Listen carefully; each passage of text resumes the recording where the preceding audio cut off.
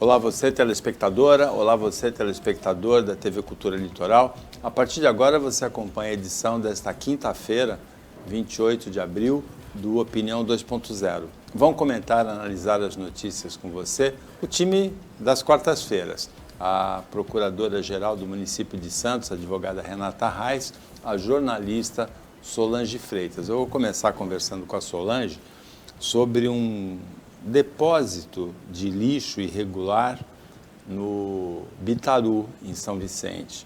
E o descarte, ao contrário do que a gente imagina, né, quando se forma um lixão irregular, o descarte é por parte dos vizinhos, dos moradores. Esses estão incomodados, porque o descarte é por parte da prefeitura, né, Solange? Boa tarde. Infelizmente, Paulo, boa tarde para você, boa tarde, Renata, boa tarde a todos que nos acompanham. É um descarte irregular de resíduos, de todo tipo de resíduo, aquela lama e entulho retirado de dentro do canal, de dentro dos canais de São Vicente, está sendo levado para essa área irregular, porque é uma área onde deveriam ter conjuntos habitacionais e, em vez disso, eles estão transformando, a Prefeitura de São Vicente está transformando aquela área num lixão. Mas é uma área enorme, Paulo. Eu fui até lá na semana passada, na quinta-feira, eu voltei essa semana também, fiz uma live a pedido dos moradores indignados. A altura desse lixão já passa de mais de 2 metros. E tem todo tipo de descarte, tem entulho também, tem lixo doméstico também, não que estejam retirando das casas e levando para lá, mas estão levando lixo doméstico também. E é tão absurdo o que estão fazendo, porque a prefeitura não pode ter uma licença para jogar o lixo lá. A CETESB é que geralmente dá essa licença, porque quando a CETESB dá uma licença, ela dá uma licença provisória numa área bem menor do que aquela. E tem que ter também um laudo indicando que a lama retirada dos canais, ela não tem nenhum problema, ela não é contaminada e a prefeitura não tem. Além disso, está desmatando aquela área. Eu fui na quinta-feira passada, voltei nessa semana e a diferença já é enorme. Eles estão cortando as árvores do mangue, ali ao lado do Rio da Avó, que é no Parque Bitaru, ou seja, cometendo um crime ambiental. A Prefeitura de São Vicente, que fala tanto que os moradores acabam jogando lixo onde não deveria, a própria prefeitura está criando um lixão a céu aberto ao lado, ali onde era o antigo centro de convenções, ao lado da sede da Guarda Municipal e da Polícia Militar também. Um absurdo. O GAEMA deve instaurar um procedimento para investigar, porque vários moradores já foram até o Ministério Público do Meio Ambiente denunciar esse absurdo, Paulo. Os moradores não têm acesso a esse terreno? Não tem acesso. Tem um grande portão. Se a pessoa quiser entrar lá, dá para entrar. Para entrar, eu escalei os 2 metros de altura do lixão. E tem um portão enorme lá que fica aberto para entrada e saída dos caminhões. Tanto é que nessa semana, quando eu fiz a live lá de manhã, 2 caminhões já estavam lá dentro. Um deles, quando viu a gente gravando, deu ré e voltou. O outro, que estava se preparando para jogar o lixo, o entulho lá, quando viu a gente também voltou. E enquanto nós estávamos lá, eles trancaram os portões para que nenhum outro caminhão entrasse e a gente flagrasse. Mas nós já temos flagrantes lá. No sábado, uma equipe minha foi de moto gravar imagens da rua, conseguiu flagrar o caminhão que saiu de um dos canais, estava retirando o entulho do canal e levando para o lixão, conseguiu fazer esse flagrante. E quando o motorista do caminhão viu a minha equipe lá, eles não sabiam quem era, que estava gravando, o caminhão foi para cima deles, o motorista foi para cima para atropelar meus 2 assessores que estavam numa moto. Agora, absurda. Renata, eu sei que para você é uma posição delicada você falar sobre uma outra prefeitura em função de você ser a Procuradora-Geral do município de Santos. Você tem alguma coisa a acrescentar em relação a isso? O que causa estranheza, né, ouvindo essa notícia e o relato aqui da Solange do que está acontecendo, é que normalmente as prefeituras, elas não fazem diretamente esse serviço de limpeza urbana e coleta, né? Eu não sei quem é a empresa contratada ou se é a própria, eles têm uma empresa contratada lá. Normalmente você faz uma licitação, historicamente, especificamente na Prefeitura de Santos, eu sou meio traumatizada com a licitação a cada 5 anos da coleta de lixo e da limpeza urbana, porque é uma licitação muito difícil de se fazer. É uma licitação complicada, que você tem que ter muito cuidado, tem que ter um olhar muito cauteloso, apurado, para que você faça aquela licitação totalmente regular. Eu imagino também que está faltando ali em São Vicente, precisa ser averiguado se são os funcionários da prefeitura que estão fazendo isso diretamente ou se essa empresa contratada para fazer esse serviço é que está fazendo esse descarte irregular, porque também tem o dever de fiscalização da prefeitura, porque quando a gente faz essa licitação, é dever da empresa indicar a área de descarte e dever dela também manter essas áreas totalmente licenciadas. Então isso, com certeza, o GAEMA vai ter que investigar. A responsabilidade, se é realmente dos funcionários, é algo que vai além das obrigações dessa empresa contratada, ou além de tudo, mais grave ainda, essa empresa contratada está executando irregularmente o contrato, ela vai ter que ser penalizada, não só pela prefeitura, mas investigada, e as autoridades competentes do município também vão ter que ser investigadas para ver até onde vai essa responsabilidade pelo que está acontecendo. É da prefeitura, a prefeitura tem total responsabilidade nisso, ela sabe muito bem o que está acontecendo. Porque o terreno é da prefeitura, né? Sim, o terreno, não, aquele terreno não é da prefeitura. Ali do lado estão construindo um conjunto habitacional que estava abandonado, eles voltaram há um tempo atrás a fazer a reforma do conjunto habitacional para entregar para a população, e essa área que a prefeitura está usando para descartar esse lixo de uma forma irregular, deveria ter conjunto habitacional. É uma área extensa, onde deveria ter conjunto habitacional, e a prefeitura está contaminando essa área, porque a gente não sabe o que tem nesse lodo, nessa lama retirado de dentro dos canais. A prefeitura tem total ciência disso, porque ela que tem obrigação de retirar o entulho e a lama de dentro dos canais, ela não tem uma área para fazer isso, não fez nenhum contrato para destinar essa área. Algumas vezes, no ano passado, quando teve uma denúncia de um outro local, onde a prefeitura estava fazendo isso também, a desculpa era que lá tinha uma licença da CETESB para fazer ali a secagem dessa lama, só que a CETESB até tinha dado uma licença para a prefeitura, desde que a prefeitura soubesse que material que estava depositando lá, se não era contaminado. E a CETESB depois foi para cima, porque a prefeitura não tinha esse laudo. Então, a prefeitura está empurrando com a barriga, deixando uma área onde deveria ter conjunto habitacional se transformar num lixão. Renata, naquele processo judicial em torno da licitação para a reforma do emissário submarino, que seria bancado pela empresa Valoriza, né? Ela tinha uma contrapartida de receber um terreno no Sítio das Neves para descarte de lixo, não é? Então, ela, na verdade, é uma coisa que não tem nada a ver. O empreendimento dela é a instalação de uma usina de energia.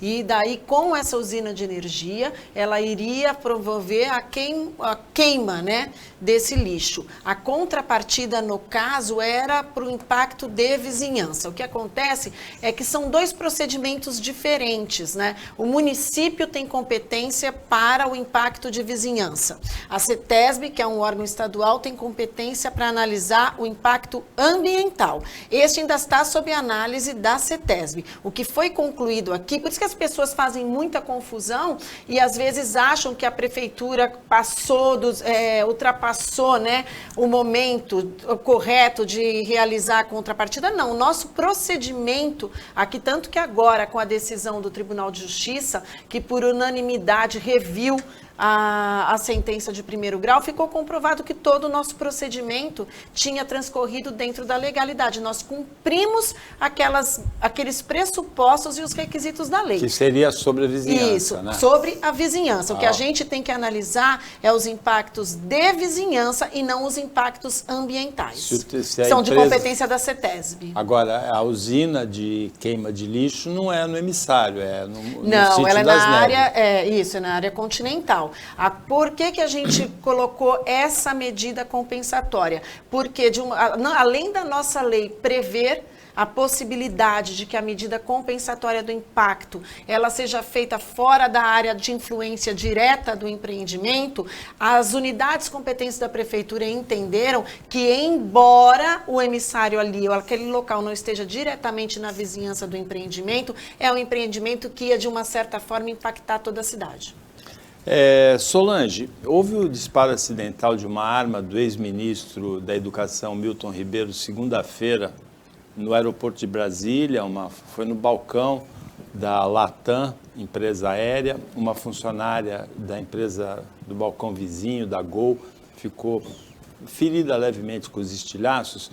Agora, o que a gente vê ali é tudo irregular, né? Porque uma reportagem ontem do Jornal Nacional mostrou que a atitude, né, a ação do ex-ministro ao tirar, que é o que ele tentou, a munição de dentro da pistola, tem um local específico para ser feito dentro do aeroporto, que é uma sala da Polícia Federal com uma caixa de areia para onde a arma deve estar orientada na hora de tirar a munição, né? Notícias como essa, Paulo, é muito triste, porque além de toda a polêmica envolvendo o nome do ex-ministro, a gente vê que ele continua tomando atitudes contra a lei.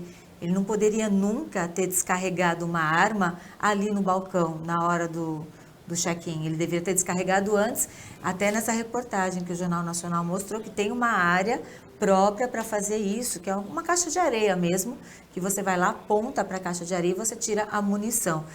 O ex-ministro mostrou também que estava cometendo uma irregularidade, né? Ele passou por cima da lei e ele começou a descarregar ali, parecia que ele nem sabia descarregar uma arma. Ele disse que estava fazendo isso de uma forma que as pessoas não vissem, ou seja, ele sabia que estava cometendo uma irregularidade ali e poderia ter acontecido uma tragédia.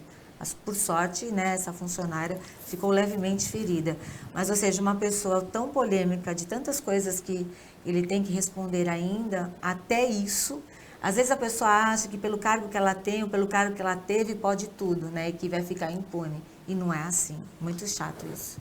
Renata, alguma coisa a acrescentar aí? Não, é isso mesmo. É uma atitude criminosa e irresponsável. E com consequências que poderiam ser incalculáveis. Foi uma questão até de sorte mesmo, porque é uma atitude totalmente irresponsável, vindo de quem vem, que a gente esperava pelo menos que um ex-ministro de Estado tivesse a lucidez e o bom senso de comportamento de não proceder dessa forma.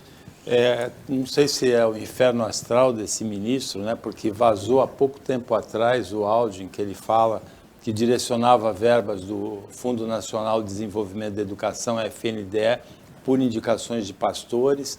Nesta semana, reportagens mostraram que esses pastores foram mais de 127 vezes, né, Solange? Foi, ao gabinete dele. 127 vezes. Tomar um cafezinho.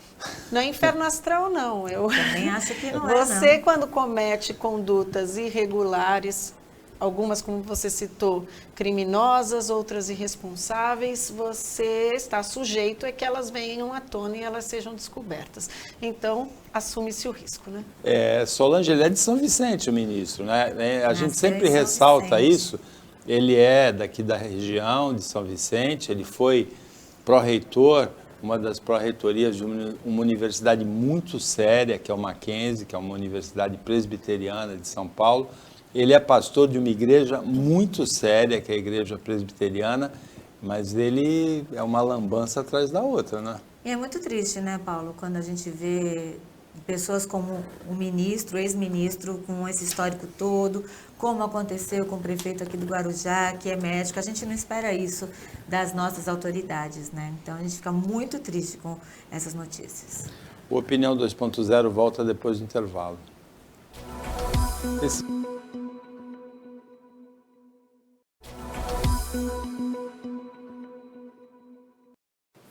Voltando com a Opinião 2.0, nesta quinta-feira, quem está analisando, comentando as notícias com você é a jornalista Solange Freitas, é a Procuradora-Geral do município de Santos, a advogada Renata Arraes. Solange, você está com medo de uma terceira guerra mundial? Porque o conflito da Ucrânia, da invasão russa na Ucrânia, completou 2 meses.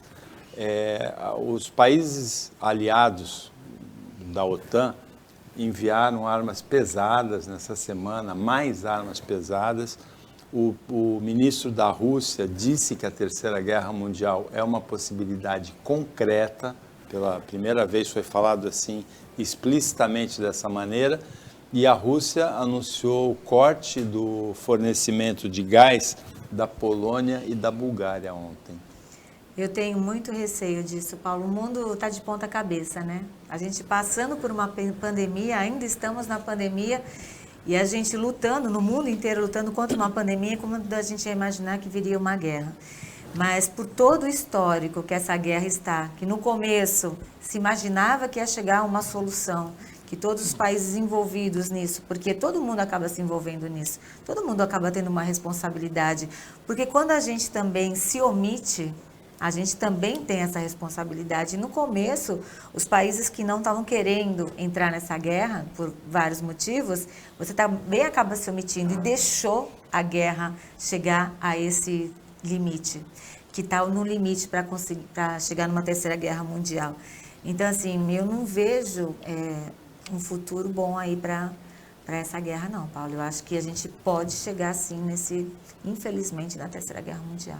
Está preocupada também, Renata? Preocupada a gente sempre fica, mas eu ainda tenho uma visão um pouco reticente. Essa questão de Terceira Guerra Mundial, ela passa também muito por uma questão de amedrontamento, né? De ameaças. Nós vivemos aí num passado recente com o presidente da Coreia do Norte, aquela rusga eterna que tinha com o Donald Trump, e nós tínhamos muito medo daquela troca de farpas eternas e aquelas ameaças, e no final das contas eles falavam mais do que queriam realmente fazer.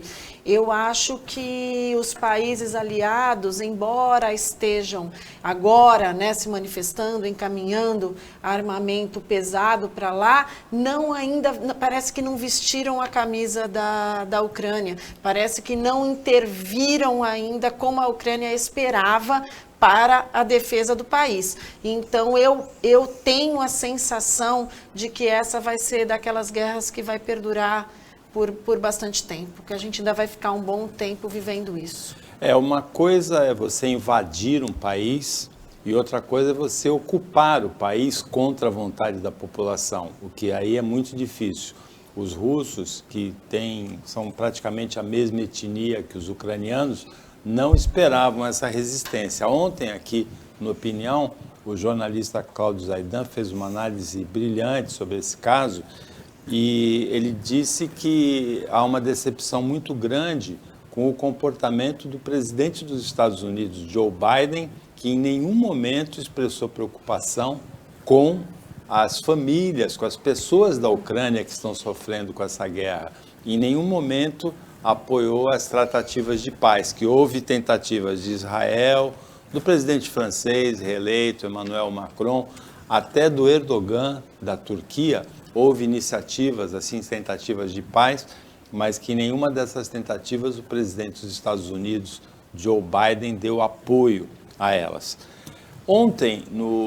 Anteontem, no estádio do Corinthians, na Arena Neoquímica, houve o caso de um torcedor do Boca, Renata, que surpreendentemente não, porque tem acontecido isso até em estádios europeus, mas ele imitou macaco e foi preso. Eu até anotei o nome da delegacia que ele foi encaminhado, porque eu nunca tinha escutado falar nisso. Delegacia de Repressão e Análise aos Delitos de Intolerância Esportiva. Ele já foi solto, ontem mesmo ele foi solto, depois de prestar depoimento, e o Corinthians reprovou a atitude. Mas é estranho, sempre choca, né, um ato desse em pleno século XXI, não é? Sempre choca, mas neste caso nós tivemos, embora, né, a reprimenda não pareça muito eficiente, porque a pessoa, na verdade, ela é detida, a gente usa informalmente a palavra presa, mas na verdade ele foi detido, porque ele pagou a fiança no valor de R$3.000 e foi liberado, e inclusive com o apoio do consulado já conseguiu voltar para a Argentina.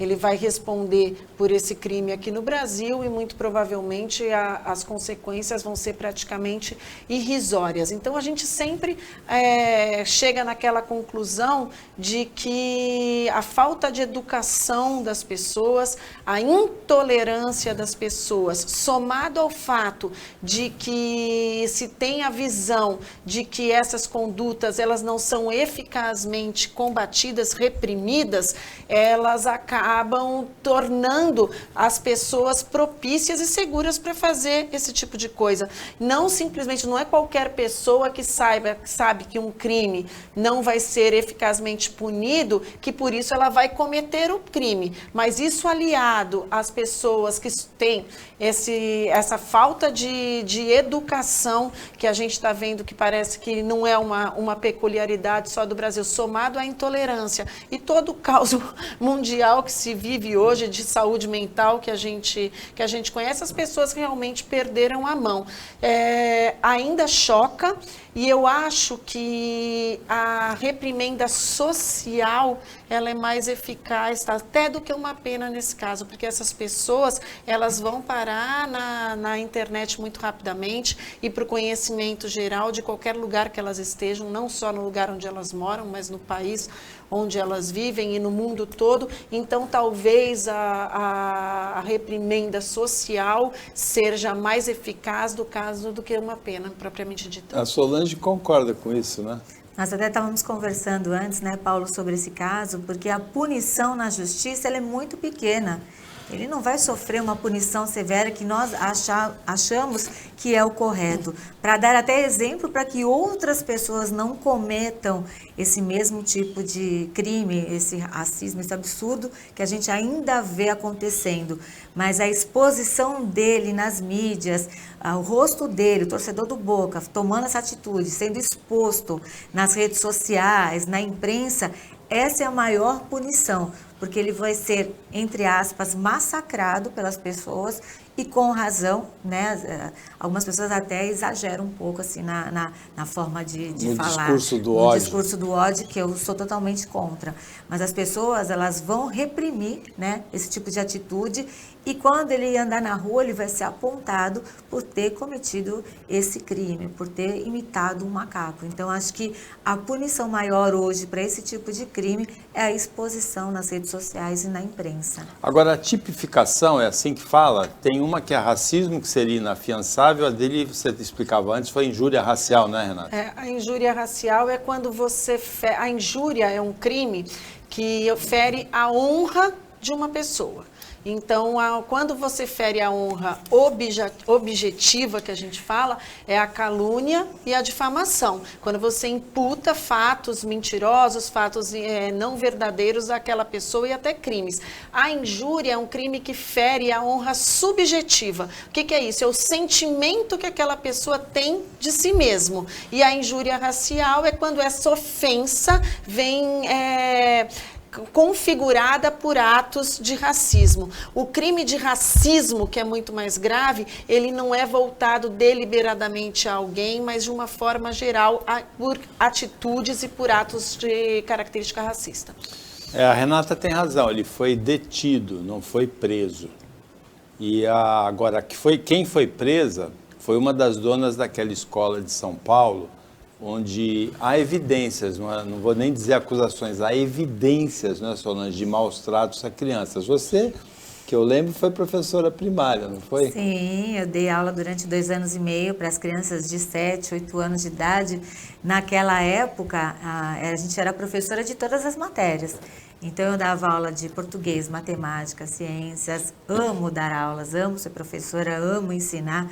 E quando a gente vê cenas como aquela que a gente viu nas redes sociais, a criança toda amarrada, nossa, é de cortar o coração e pensar como pessoas que são responsáveis pela educação tomam atitudes como essa, Paulo. São crianças bem pequenas, muito, né? São bebês. Como é que consegue tomar uma atitude como essa? E eu acho, nesse caso, que todos que trabalham lá têm que ser responsabilizados, porque eles viram o que estava acontecendo. E aí, medo de perder emprego, medo de ser punido de alguma forma, isso daí não é nada. Quando você vê um crime, porque isso é um crime, e você não... É acobertar, né? É acobertar o crime. É aquele negócio que eu sempre falo, né? Quando a gente deixa de fazer alguma coisa, quando a gente se omite, a gente está ajudando aquela coisa errada a acontecer. E nesse caso, eu acho que todas as pessoas envolvidas que trabalhavam, que estavam lá vendo esse ato, elas precisam ser punidas de alguma forma. Porque nada justifica você ver uma situação como aquela e se calar diante daquilo. Eu fico imaginando, Renata, os pais das crianças que estudavam nessa escola. A gente que... A consciência pesada, porque a pessoa se culpa, né? Sim. Na verdade, não é só uma questão, lógico, de humanidade, mas para a gente que é mãe, quem é pai, é um sentimento, é sentir mesmo na carne a dor do outro. Quando a gente vê o que acontece com algumas crianças, como aquele menino que caiu do prédio lá no Nordeste, e outras situações que a gente vê como essa daí, dói realmente como se fosse um filho nosso, porque se fosse um cachorro, dói. A gente não quer deixar o nosso animalzinho no pet shop e saber que ele ficou amarrado, chorando. Você imagina a dor de um ser humano. Eu também acho que a prisão preventiva, aí no caso, ela deve ser mantida até que minimamente se tenha segurança de que essa investigada ela não possa causar danos aí às investigações, ao processo, inclusive coagir testemunhas, porque eu acho que a maior preocupação aí manter lá afastada das pessoas que eram funcionários dela, subalternos dela, porque se tinha ali uma relação de temor reverencial mesmo, de temor hierárquico. Então a gente precisa, eu creio que a polícia precisa realmente ter ela afastada de todo esse contexto criminoso para que ela possa prosseguir com as investigações e que aqueles que sejam testemunhas ou que de alguma forma por omissão tenham participado dessas condutas criminosas, eles possam prestar os seus depoimentos com isenção e sem esse temor ainda hierárquico com essa pessoa. Uma das irmãs proprietárias da escola, ela foi presa em Mogi das Cruzes e foi encaminhada para Itaquaquecetuba, depois voltou para Mogi porque não tinha o equipamento necessário para colher o depoimento dela. A outra irmã está foragida. Agora, Renata, a Solange citou o crime de quem chegou a ver isso e não tomou nenhuma providência. Tem o crime da ação e tem, como é que é? A omissão é acobertamento, é cumplicidade, como é que tipifica? Então, na verdade, a Paulo me pega nessas coisas. Você não é criminalista, né? Mas eu ainda me recordo da época da faculdade, também quando eu estudava para concurso de Direito Penal e Processo Penal. Até onde eu me recordo e conheço da matéria, quando você recebe, você não pode alegar que você participou de determinada conduta porque você teve a ordem de um superior. A ordem manifestamente ilegal, ela não pode ser cumprida. Então, eu acredito que essas pessoas serão também responsabilizadas de alguma forma, porque coadunar, cuidar daquelas crianças naquela situação, ainda que se tenha recebido uma ordem para aquilo, não deixa de ser uma participação nesse crime. Cuidar das crianças numa escola é obrigação de todas. A diretora, a professora, a secretária, a faxineira, a merendeira, todos têm essa obrigação, né? Elas são corresponsáveis nesse caso, porque elas viram o crime sendo cometido e elas também têm responsabilidade nisso. Participaram da execução criminal.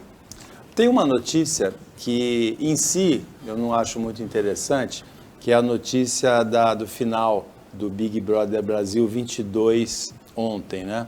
Com a vitória do Arthur, com quase 70% dos votos. Mas tem dois aspectos, Solange, você trabalhou na Rede Globo, né, pela TV Tribuna, você também fez matérias para a Rede Globo em algumas ocasiões, várias ocasiões, né? Os números são impressionantes, né? A arrecadação da Globo em torno de 4 bilhões de reais com o Big Brother e o número de votos também na final, mais de 700 milhões de votos, 750 milhões de votos, né? E olha, Paulo, toda vez que tem o Big Brother, ele vai se superando nesses números, né? Tanto que acho que foi a maior votação numa final de Big Brother foi essa votação. Você pode votar várias vezes, né? Então o pessoal ficava lá. Eu não acompanhei... porque no Brasil só tem 220 milhões, e são 700 milhões de votos, né? Mas você pode votar várias vezes. Eu não acompanhei o Big Brother, mas em todo lugar que você vai, você vê pessoas que acompanham e você fica sabendo do que acontece, porque fica comentando, até nos grupos de WhatsApp, né? A gente está nos grupos, tem gente que fica acompanhando e fala, olha, vai sair o fulano, vai sair... Tanto que quando no final eu ainda brincava nos grupos, quem é que vai sair? E eles acertavam sempre, todo mundo sabia quem ia sair em cada paredão do Big Brother, assim. Mas é impressionante, eu falo assim, eu trabalhei 15 anos na TV Tribuna, assim, a exposição numa afiliada da Globo é impressionante, né? Você entra, você fala qualquer coisa, todo mundo vê. Né? Na Globo, num programa como o Big Brother, todo mundo acaba vendo também. Até porque, mesmo que quem não acompanha, como eu não acompanhei esse ano nada do Big Brother, mas tinha dia que eu ficava lá vendo o paredão. Deixa eu ver, assim, o pessoal tá falando que vai sair fulano, deixa eu ver se é isso mesmo.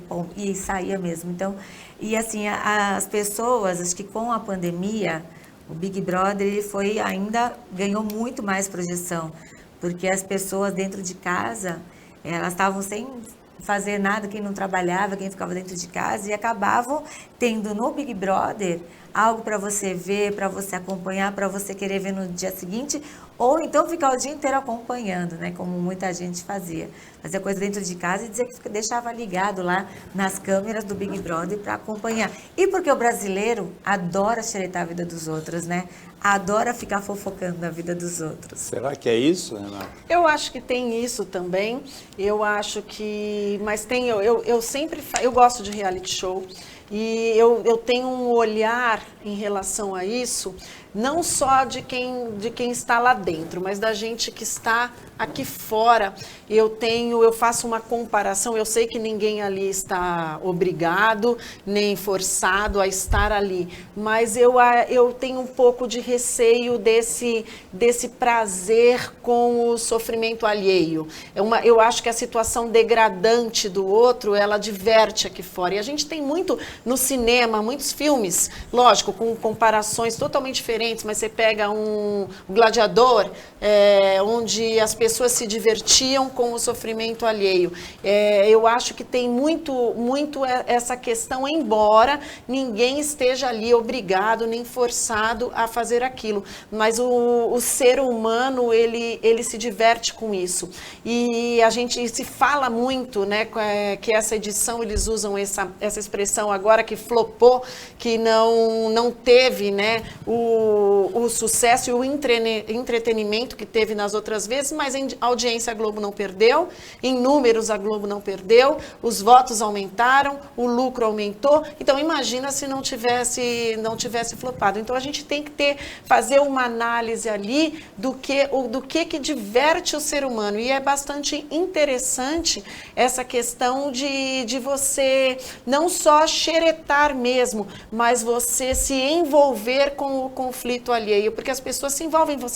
Eu acompanho mais até pela internet, você segue algumas páginas no Instagram ou no próprio Facebook e você sabe tudo o que aconteceu. Vídeos, cenas, comentários, e você vê que as pessoas realmente, elas vivem aquilo ali. Então movimenta muito dinheiro, não deve ser pouco dinheiro para numa prova do líder, uma determinada marca, ficar algumas horas, às vezes mais do que 24 horas, mantendo uma prova ali, as pessoas acompanhando não só pela audiência da TV aberta, mas também pelo canal pago. Então eu acredito que o Big Brother seja um sucesso no Brasil, e talvez seja o país onde se faz mais sucesso, onde o programa tem uma dimensão maior, justamente por conta desse perfil todo agregado que o brasileiro tem.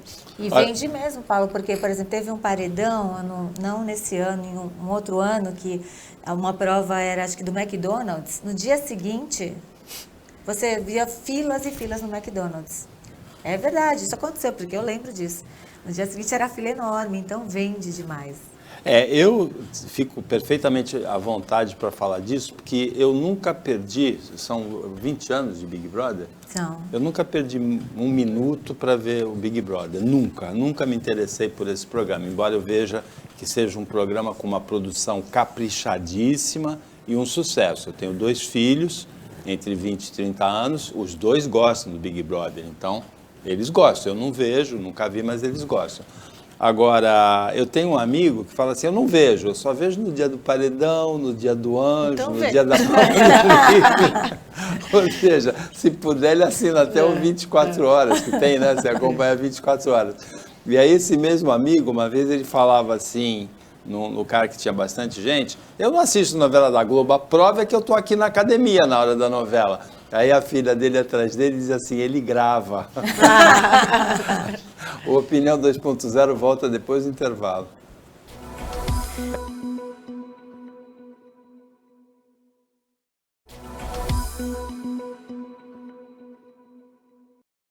Voltando com Opinião 2.0, agora é o último bloco e nessa quinta-feira quem está analisando as notícias com você é a Renata Arraes, procuradora-geral do município de Santos, e a Solange Freitas, que é jornalista e que é muito politizada. Ela foi candidata a prefeita de São Vicente, foi classificada para o 2º turno na última eleição, deve disputar as eleições desse ano. Renata, uma novidade na campanha presidencial dentro do Podemos, cresce a figura do general Santos Cruz, que é crítico ferrenho, crítico duro do governo Bolsonaro. Será que ele vai ser candidato mesmo, general? Você perguntou para a Solange e disse Renata. Mas é Solange. Então, eu perguntei primeiro para a Solange. Eu acho que nessa fase, com a saída do Moro do Podemos, acho que eles buscaram uma outra alternativa. O Moro se enrolou inteiro, né, politicamente, né? Ele deve vir candidato a federal, né, a deputado federal. E aí, nessa fase, o Podemos teve que pegar um outro nome, né, porque acabou, o Moro deixou o Podemos, né, de saia justa. E eu acho que assim, Paulo, é muito oba-oba nessa fase, todo mundo lançando nomes, não só para presidente, né? Você pode ver, tem gente que lança nome para senador, para deputado, que nem vai sair, mas fica lançando para o passe, ficar lá em cima e para negociar também. Então, eu não acredito que seja mesmo que venha candidato. O Moro saiu do Podemos reclamando que ele não teve o suporte nem a estrutura que foi prometido para ele, quando ele entrou. Então, eu acho que vai acabar tendo esse mesmo problema aí. Você acha que o Santos Cruz também não é candidato? Eu acho também não, que eles estão lançando nome para fazer as negociações. Os partidos eles estão conversando ainda para chegarem num acordo, numa terceira via, num nome forte envolvendo vários partidos. Eu acho que também vai ser nessa linha. O Moro está no mesmo partido que você agora. Sim, no União Brasil. Ele foi para o União Brasil. Que o União Brasil também está lançando um nome para presidente. Né? Agora, se tiver uma dobradinha assim, Sérgio Moro, Solange Freitas, você não vai reclamar não, né? O Sérgio Moro vindo mesmo candidato a deputado federal, ele vai ser muito bem votado e vai alavancar os candidatos do União Brasil. É um puxador de votos, né, Renata? O caminho também, entendo que esse seja o caminho. O Moro, eu tenho as minhas críticas, não a correção nele, né, como político, eu até acredito que ele realmente seja um cara bem intencionado e também bastante capacitado e honesto.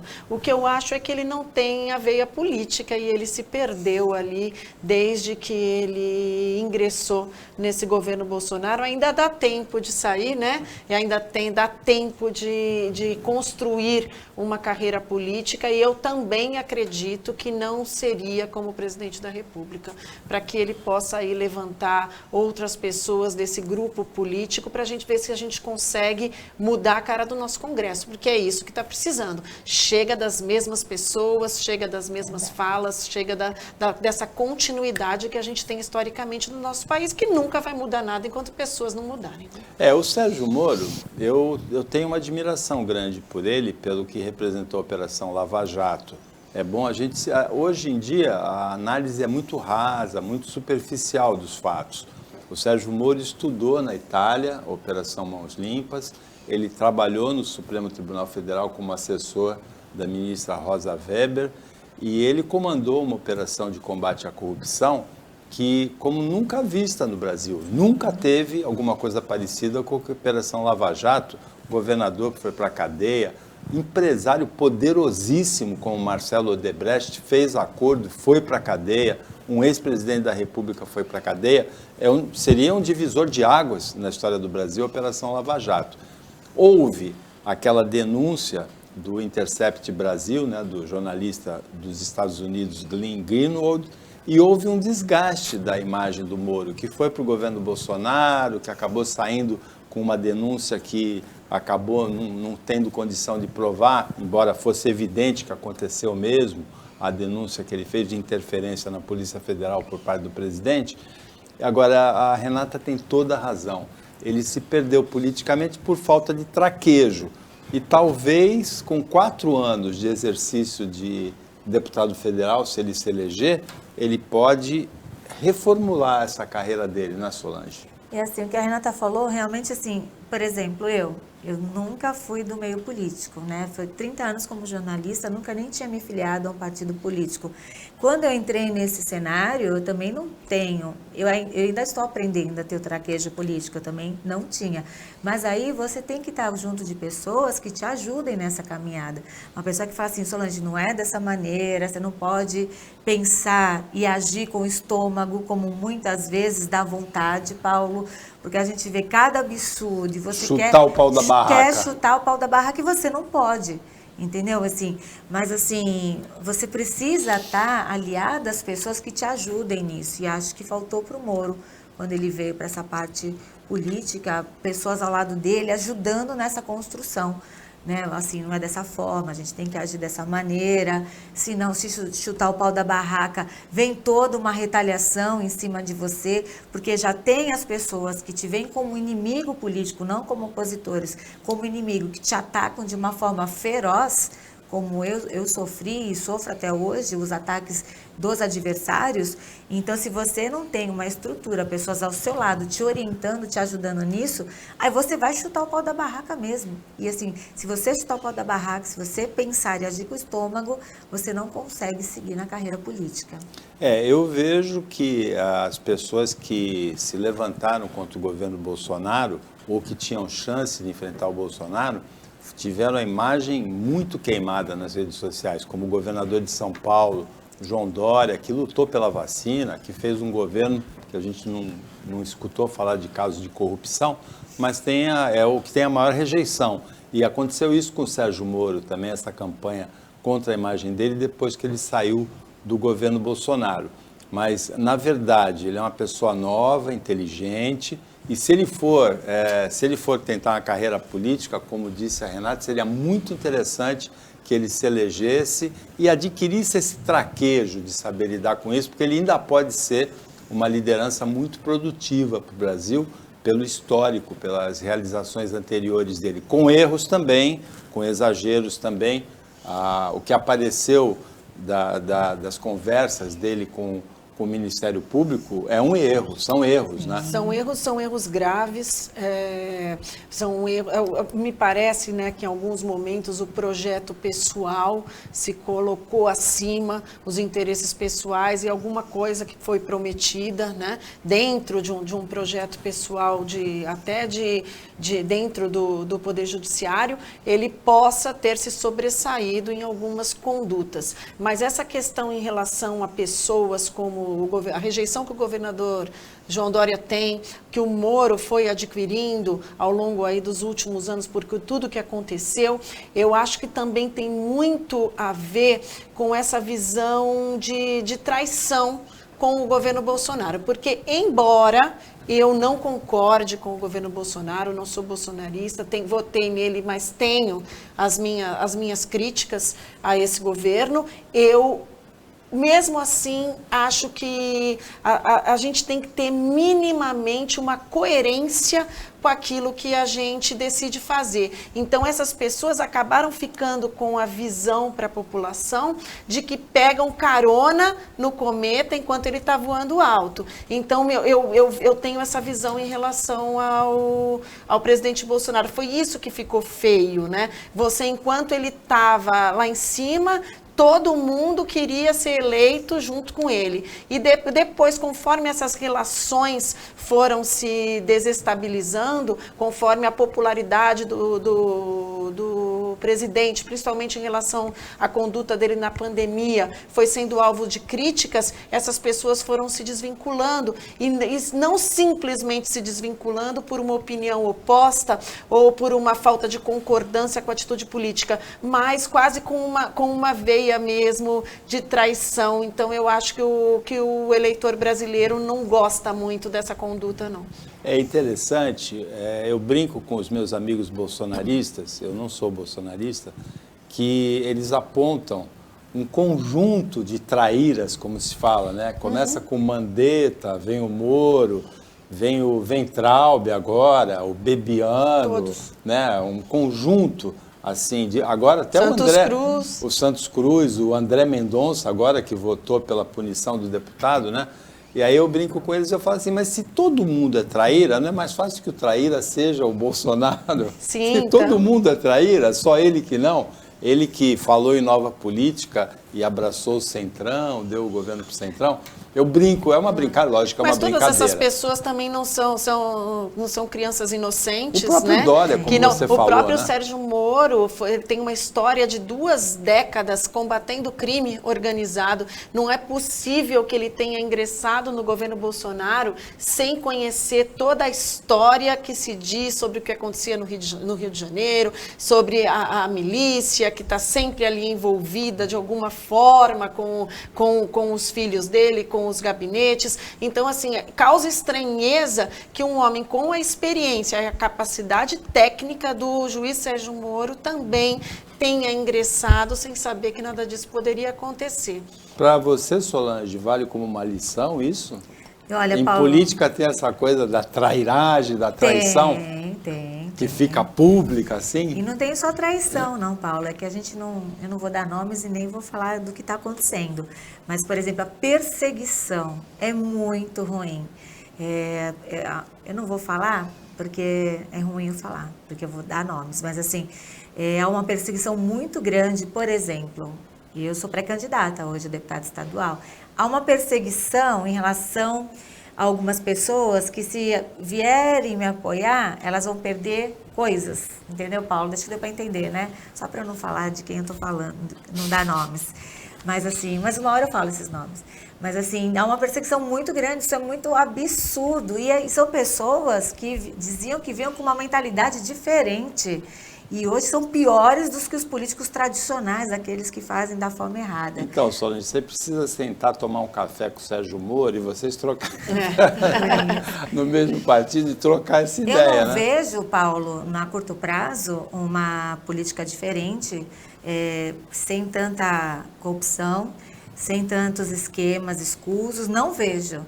Só que eu falo assim, eu entrei na política para fazer a minha parte, passei por um processo eleitoral que não foi fácil, não aceitei esquema sujo, não aceitei a corrupção, pelo contrário, disputei uma eleição, um partido apenas, porque eu não aceitei o jogo sujo. Tenho muita honra de como foi meu processo eleitoral, mas sei que não vou mudar o país, não vou mudar a política, não vou mudar os esquemas, mas eu vou fazer a minha parte, vou fazer da forma correta. O importante é cada um de nós fazer bem a sua parte. Na Argentina, na cidade de Morón, que é uma das principais cidades da região metropolitana de Buenos Aires, o departamento de juventude da prefeitura, Renata, vê se cabe um negócio desse. Se você fosse procuradora lá, você ia deixar acontecer isso? Divulgou um panfleto. O objetivo, diz a prefeitura, diz o departamento de políticas para a juventude, que é redução de danos. Mas foi tomado pela comunidade da Argentina toda como incentivo ao uso de drogas.